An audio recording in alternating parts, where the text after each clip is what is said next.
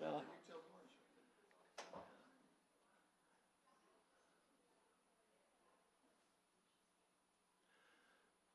good morning, St. John's, and thank you for attending. I'm John Decker, a member of the congregation, and lately I introduced myself as a retired attorney. People like the retired part. Before that, I worked for many years representing architects, engineers, construction contractors, and came to know our speaker today, Arlen Kai. He has a reputation as an outstanding architect and a recognized leader in the field of historic preservation. And Arlen has come to us to share with us the story of this structure listed on the National Register of Historic Places, and particularly about the events of 1970 and thereabouts, when the new addition was placed on the building and various renovations took place. So with that, I give you Arlen Kai.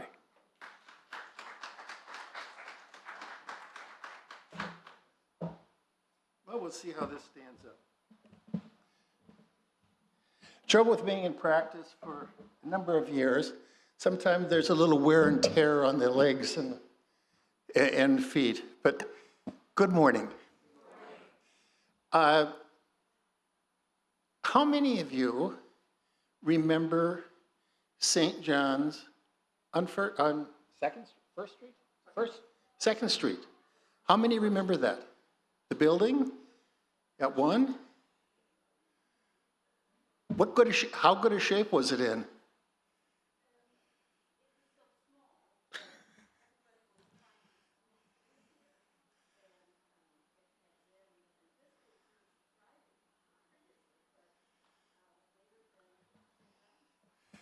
Well, you have memory of it out there. And what I wanted to, let's back up here. Where are we at here? Where's the first, let's get our first slide.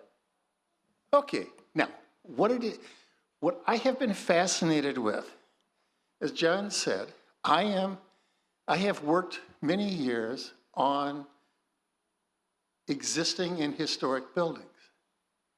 Some I restored, some I helped evolve into their next life, and every once in a while, I had one kiss a bulldozer. But things change. And how do they change? And what causes them? And you've had a great example here. Now let's give the slide a try. You have a wonderful facility here. It was put on the National Register very shortly after the 50-year age in which it would become eligible to be on the register. Why? Did you have the Treaty of Ghent signed here? No. So what are the reasons that something is put on the National Register? Something important happened there. It's a unique piece of architecture, which you are. And is it an example of unique architecture? And it is. So St. John's is on the National Register, but it also keeps changing. And that I find rather fascinating. Let's give it a try. Whoops, back. That's going pretty fast. If you look at the elements that are in here, loaded with symbolism, loaded with stylistic elements of its time. You have the acoustic, the elements that are in here. On your ceiling, you have all this texture that's up there. What looks like acoustical tile is actually what they call tectum, which in the 50s was a wonder material of sawdust and wood fiber put together in cement that became insulation, structure, and acoustical tile. All in one. Magic material. You don't see it too much anymore, but it certainly was popular in the 50s. You have the very Wrightian or John Steinman had the very horizontal, very sleek, very geometric solution to a space. And this has always been a wonderful space. Let's try again. If we're looking at what it is about a building, if you go back to Vitruvius, of course I just talked to him yesterday, but he was the one who advised Caesar Augustus on what architecture was, and using that, they turned Rome from a city of bricks to a city of marble. But it starts with function. There has to be a reason, a use. What is the use that the building is going to be for? Without that use, there's no point in having the building. You have the structure. What is the structure? It's not just the posts and the beams and the columns and the foundations that are holding this up, but it is all the walls, all the things that enclose the space, but it's how it's built. And it's full of systems. You have the electrical, great, we have the fan. You have the window systems letting in natural light as well as the artificial light. You have the systems of the heating and air conditioning, on and on, that are all part of the structure. And then you have the aesthetics, the art, the inspiration, the communication. What is that building to be used for? Okay, we're back to use. But it is communicating, it is inspiring. It is giving us the art, the delight that makes buildings we love, love. If you're looking at how do things change? We change. The numbers of people change. You have your demographics. You have the things that happen to us, around us. Whether it's the wars, fortunately, we don't have the wars that are ravaging, that have ravaged so many other continents before. But we do have tornadoes. We do have the storms. We do burn down. Yes, the crises, they're there. They're going to affect us and change us. And just the recent pandemic, you saw what it did to your own population and your own gathering of the faithful. It has a big effect. You have the changing economics. Yes, there are times that we can pay our bills. There's other times that we have to let things go because we don't have the funds to do it. You have the changing culture. You have so many different things of the, you can count the ways that the culture changes around you. You may not like it. You may like it, but it changes, and it's changing attitudes. Change. And the technology, I saw just the contrast up here from when, if you count this in the mid-50s, to be having the music up front, the screens in the back, technology, you're taking advantage of it. And I'm taking advantage of being klutzy. It's there. So change, change, change. The only thing constant we have is that things are going to change, and then it's how we respond to it. Let's give it another shot. What are the changes that here? In our recent history, and we can go back to when this was 1,000 feet, or several hundred feet below sea level, and this is the inland sea, and that's where we had why we have so much limestone around here, because we were once underwater. Well, times have changed. A lot of ice ages have come and gone. A lot of people came over from Asia and populated here. Evansville was a pretty popular place. I'm sure we can still find a lot of arrowheads out in the fields. The combination of very fertile fields, the water, good hunting ground, that this was, for the last 10,000 years, a very popular living space. More currently, we were the Michigan Territory. And that was the start of the Europeans coming in and taking over. And you had your mission here that things are still, mission work for the young men went out. We're still living with the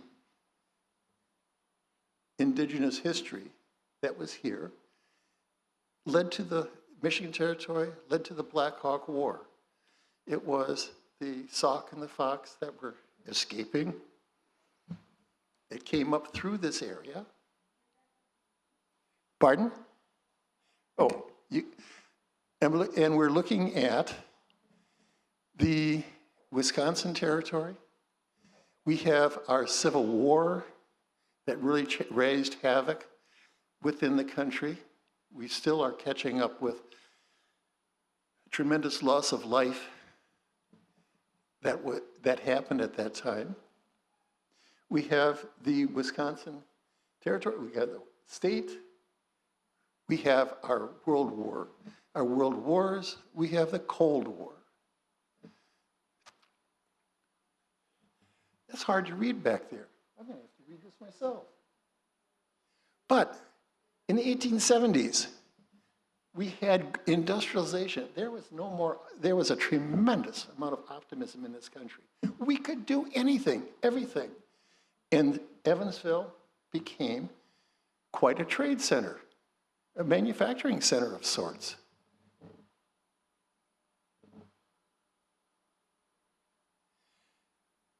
And the communities that we had were very pedestrian-oriented. They have changed to a very auto-centric orientation. And now we're, and how is that affecting you? Well, let's try again. What's the next slide? Garçon? Next slide. Let's go to the groundbreaking of St. John's. This is the groundbreaking in the 1870s. Great group, and you see they already had a problem with parking. But I don't know if you can recognize any of the buildings in the background there, but this is, I love this this was cutting edge at the time. We had broken the prairie, gathered the family of believers, and dedicating a new church. And we have, is this the St. John's that you remember? This is the St. John's you remember, which is what they call Carpentry Gothic. And it had the parsonage to the right, and you can see the Carnegie Library to the left. And there it is. Next cap. Now, small, very small, and as the congregation grew, where were we going to sit everybody?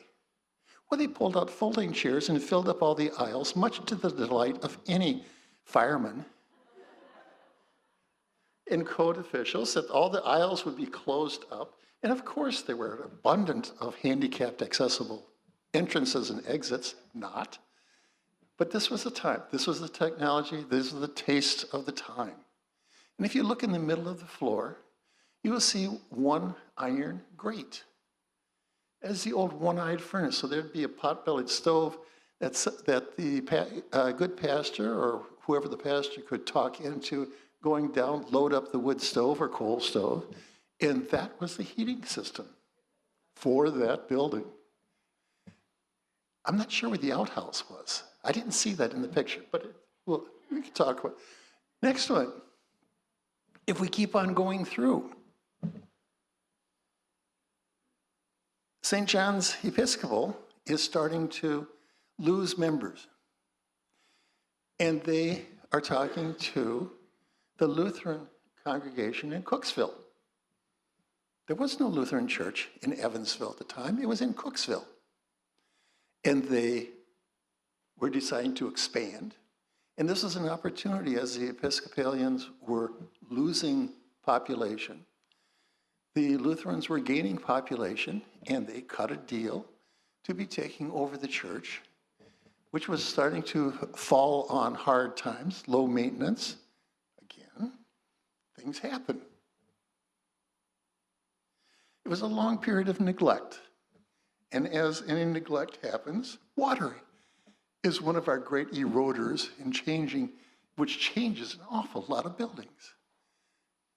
But let's look. There it is, announcement in the paper. St. John's is going to be renewed to its former glory by the Lutherans. And the Episcopalians, every once a month, are still going to be able to hold a service there. If we have, something's happening. World War II, we have a baby boom. We have population explosion. We have cars. We are mobile. The old cities that were walkable, there's no parking places. We're going to go out to the country, out to the burbs, out to where we can breathe and have a parking lot. Things keep on changing.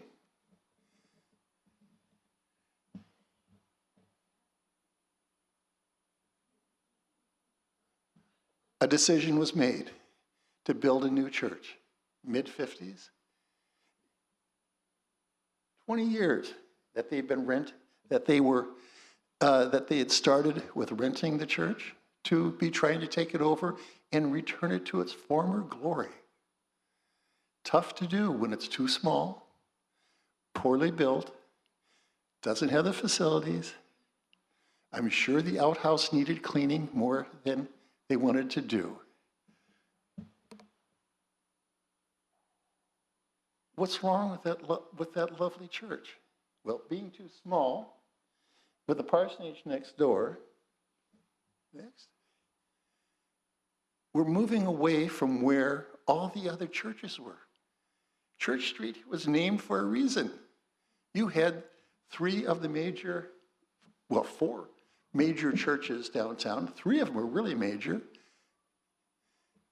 This one's going through its own changes and evolution as they have built a new church, and they're actually having this on the market for it to be selling it as a residence, but they're also using it as a gathering place in the meantime. And another grand church on the other corner, all there, all within easy walking distance, and so you had sort of a holy intersection or cross of all the Christian churches in town. You'll find the parsonage still there. But what was the glory? When it's kind of run down, too small, doesn't work, doesn't meet the expectations of the new congregation. Oh, you want heat by turning the thermostat on. Oh, how can you forego tradition? So all these things that cause you to change. We have expectations. When the church does not even meet the standards of our own home, we gotta go. And what are we going to do? We want something new. But what? Should a church look like a church? Should a church look like a church? All the people that were in the congregation, many of them were veterans who had served in World War II and were now raising families, setting up the businesses. They were home. They had seen these grand cathedrals. They had been around, some of them for 1,000 years, most of them for several hundred. Grand spaces, made of stone. They're still there. And some are quite rococo. So some simple, some very elaborate. What do we want? We want something. Do we want to have something that sits on the top of the hill, inspires everybody from a far distance. Oh, even that church has its own evolution. I was very struck by this stone that was in the wall, celebrating the bombardment in 1876. Oh, if you look at the church, you'll be seeing all kinds of different color stones as they had repaired from the bombardment of water and rain and ice and freezing. But things kept on going. The bombardment part really hit me. So, what is a church? What should a church look like? My mother, being a very traditionalist, instructed me that when, as a young architect, when you do a church, make it look like a church. That was her exhortation. Mom, what does a church look like? Again, the inspiration. We fought the war. We're now modern. We now have the things that we never had when St. John's was built in the first place. Shocking things. My grandmother was born in horse and buggy times, and she lived to see men landing on the moon. Wow. Such changes. Now, what are we going to change to?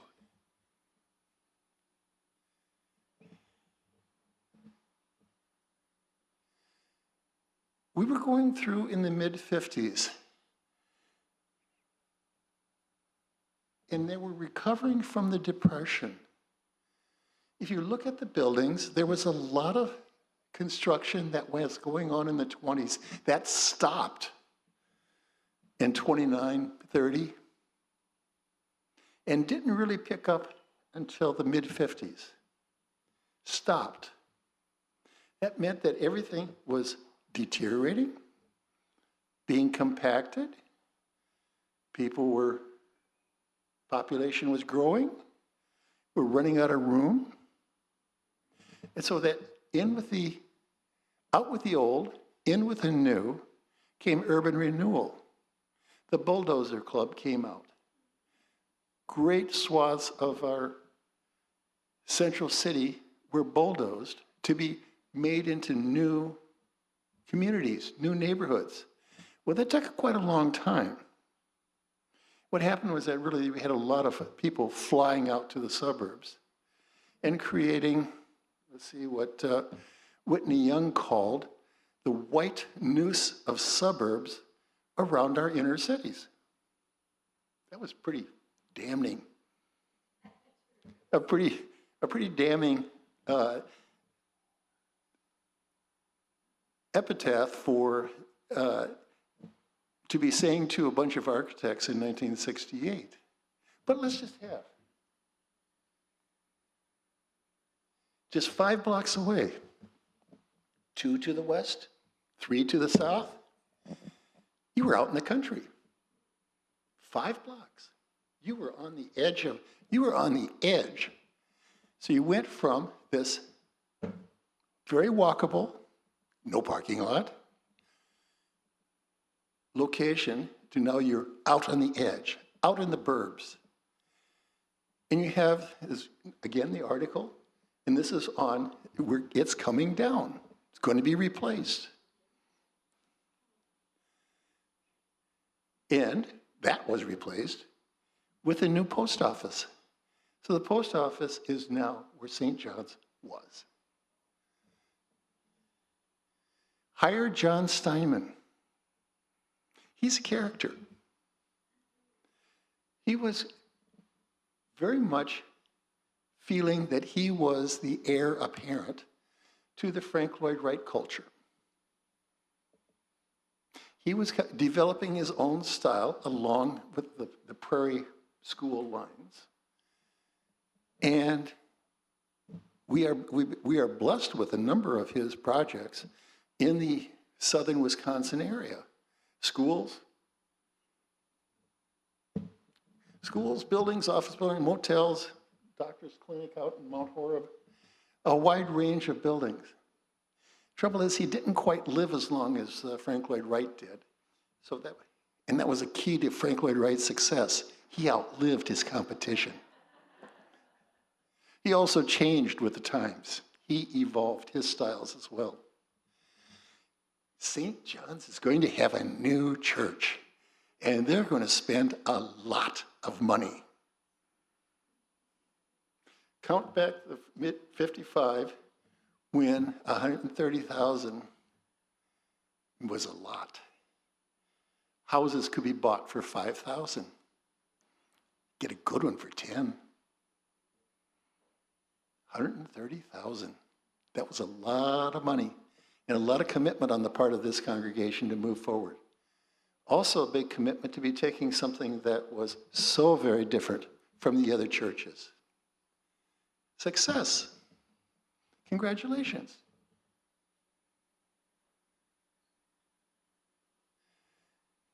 You're not only having success in the mid-50s, you are growing. You are growing so fast. And this is where I come on the scene. I was a young architect working for a firm that was hired to be doing the addition you have to the south here. You had success. You needed educational space, classroom space, gathering space for the growing congregation. And there they are, the bright, shiny faces. Look at that confirmation class of the baby boom. They are there.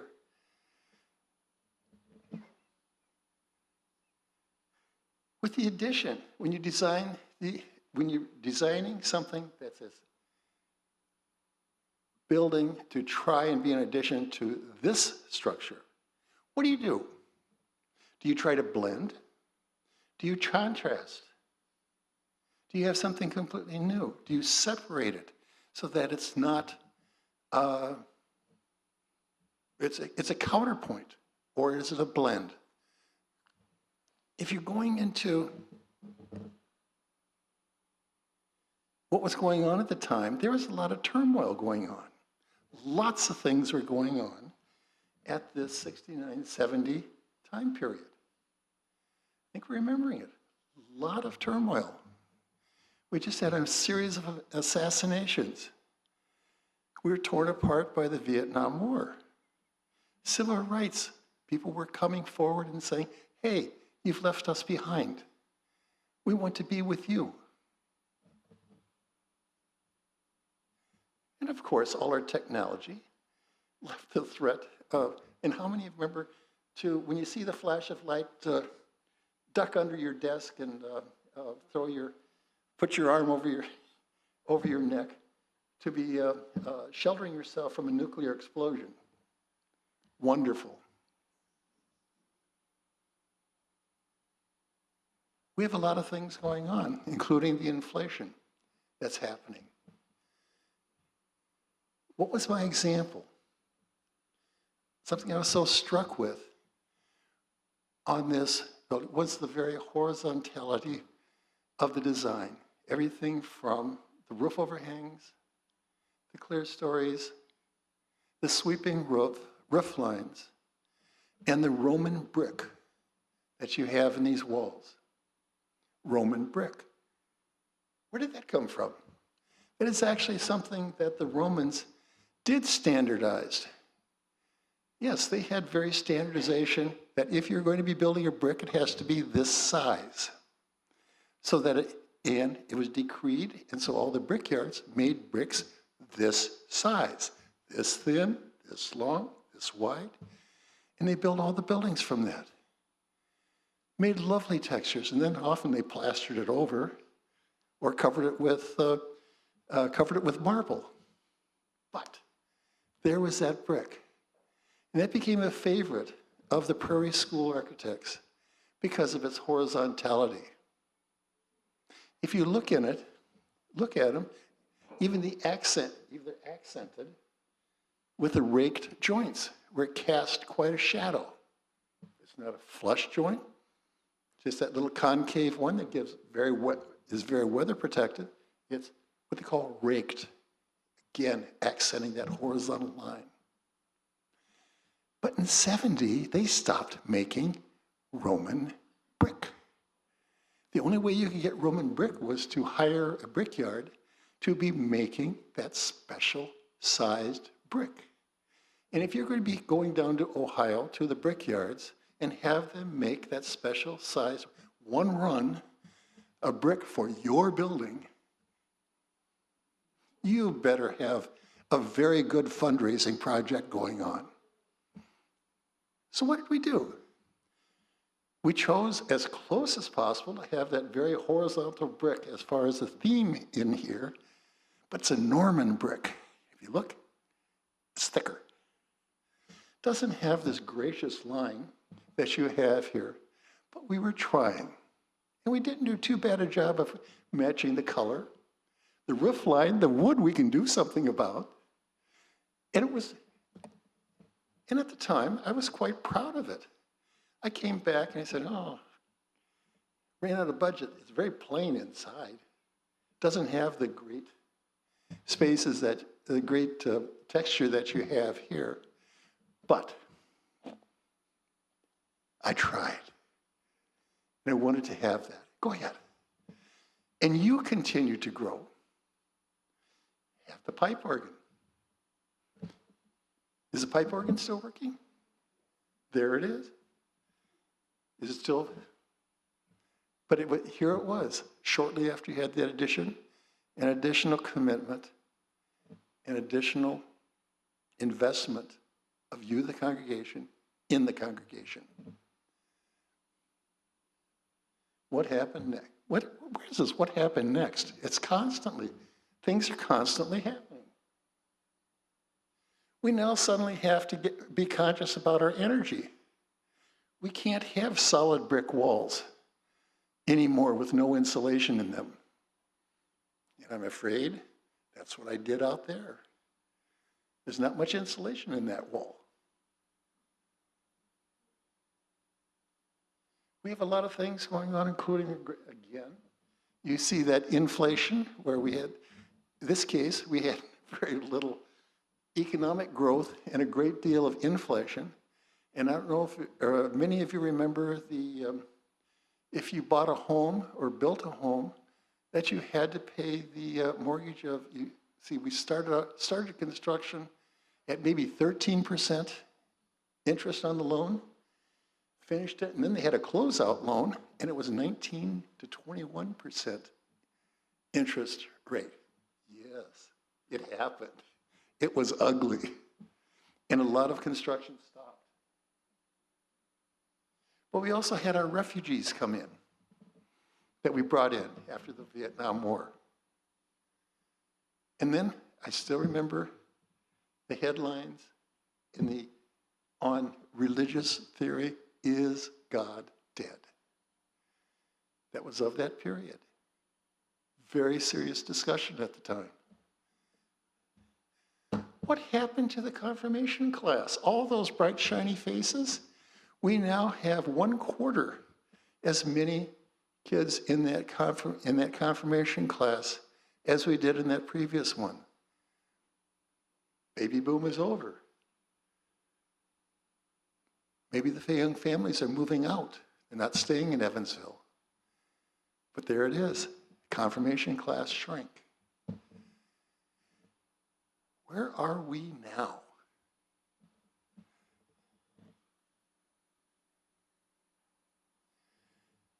Do you agree with that? Are we living in more isolated times? You are the community of believers. Community. So St. John's is an important role as building a community. But what has happened to the community? We have become more isolated, more autocentric. We're not walking to meet our neighbors. We're not talking to the person on the porch. We're inside where the air conditioning is. Who wants to be out on that porch? Mosquitoes, heat. What about your membership? Have you had your own changes in the membership? And where are they going? Just not coming like they used to? guess what? You're no longer pedestrian-oriented. What used to be a 20-block radius for service, you're now 20 miles. Your neighbors being 20 minutes away instead of that 5 minutes away walking. Maybe 10 minutes if you're at the 20 blocks. So you have seen many small churches disappear. You have seen many of them just lose population. You just built a welcome center in here. And I was very glad because there was a discussion at the time as to where the entrance should be. The architect at that time had proposed to turn the entrance and have it face the parking lot. I'm glad you didn't. That you're facing the street as you should be, greeting whoever is driving by and whoever is going to be walking by. Because I think you're going to be finding that there are going to be more people moving into the inner city, and things are going to become a little more dense and a little more walkable. That is becoming a little more desirable. So when you have this facility, it is very much of a landmark here on its corner, well situated on the corner. Good choice for putting it on the corner. What next? What do you see? Because you're the planners. You're going to be making this evolve, grow, prosper, or fail into the future. What do you see, and what are you going to do about it? There's all kinds of things that are happening around here. I just had to do a detour because I came down 14 and didn't know the detour was there. Still made it here in time, but it was a detour nonetheless. But as it improves, you're on a primary corridor. That was from Minneapolis to Chicago. Highway 14 was also pretty much following the Indian Trail that went from Madison to Chicago. Yes, they had a superhighway then too. So you're following what has been a very traditional route for a long time, and that route is going to continue to feed Evansville. It's also going to suck people away. What are you going to do to attract the people? You have an advantage in that the demographics are changing in your favor. Remember, you had to go to the country. I need my house in the country. That's heaven on earth. I need my house in the country. You don't hear that as much. Yes, I love my house in the country, but it's also finding that having something that's walkable, having a downtown that has some vibrancy, having a community that you have here is becoming more important rather than I get my car out and run.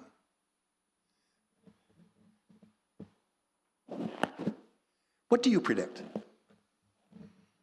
And what will you do about it? The future is yours, in your hands. What do we have? Oops, that's more the challenge.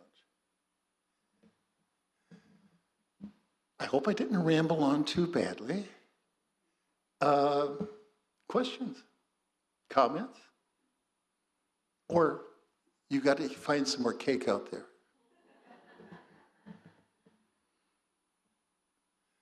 What do you see as the future? Yes?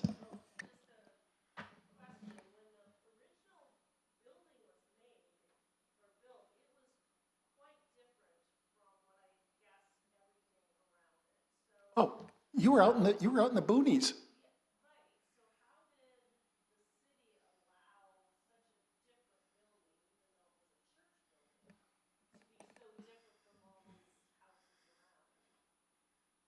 mean to tell me that you think that there should have been some kind of urban design district or urban design commission to dictate the taste of everybody? At that time, there was not a urban design commission. There was no homeowners association that dictated the taste, thank goodness. And you also had, so this is, count these flinty conservative Evansvillers that were saying, you're going to tell me what to do? No, it was not a matter of asking permission. Other than the gossip, you had to probably confront the gossip mill. How could they build something that didn't look like a church? So it'd be more gossip mill than a village or city dictate. Good question. Or do you think they should have had their urban design commission dictating the taste of the next building?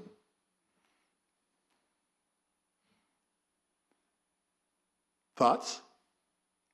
Yes, sir.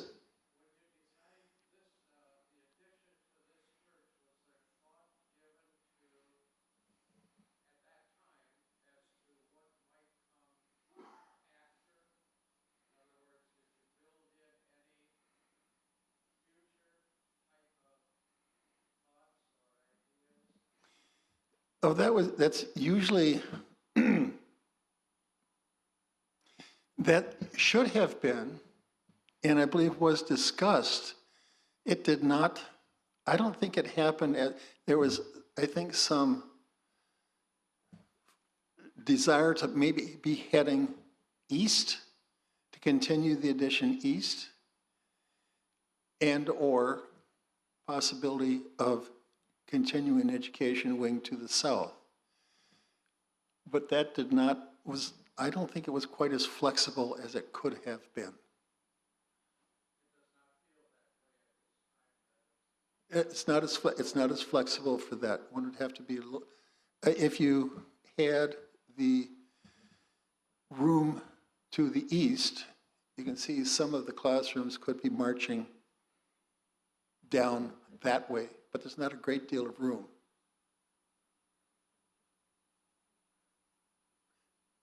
But thank you for bringing that up, because you should be, if you are doing something, don't design something that's going to be perfect. That is never should be and never will change. Never do that. Never get caught in that trap. Always have something that's going to be flexible and changeable.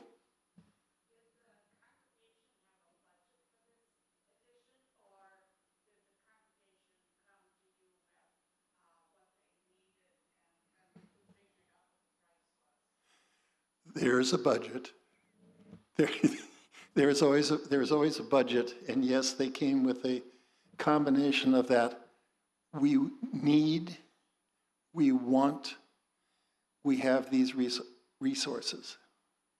There's a couple of things when you're, as the architect, I get the request of, I want this, what's it going to cost?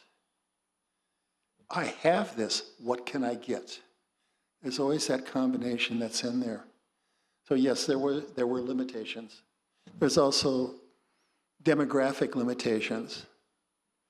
While Evansville has grown dramatically, it was not really looking to grow that much then, but it sure has. I mean, you're now 8 blocks. This was cornfield across the street. You're now 8 blocks of housing to the west. Big contrast.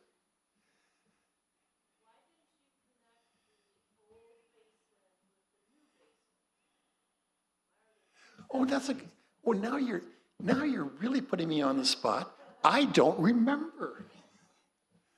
Maybe I'd have to go down and look in the basement. Is there, why didn't it? Okay, that's what I mean. Under the narthex, does it go underneath the narthex? I think you just answered it there. Would have to have built a tunnel of some sort.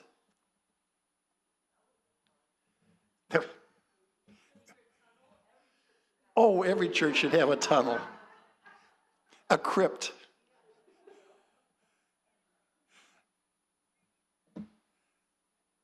Anything else you can put me on the spot on?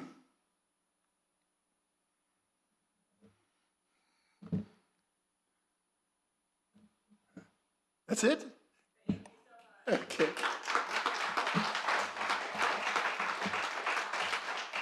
Well, thank you for letting me bore you with times gone by. But I'm really looking forward to that next group, that next church council, all those young kids that you've just elected on the council that's looking to their future and saying, what are we going to do? How can we make this better? Or how do we keep what we've got and make it better?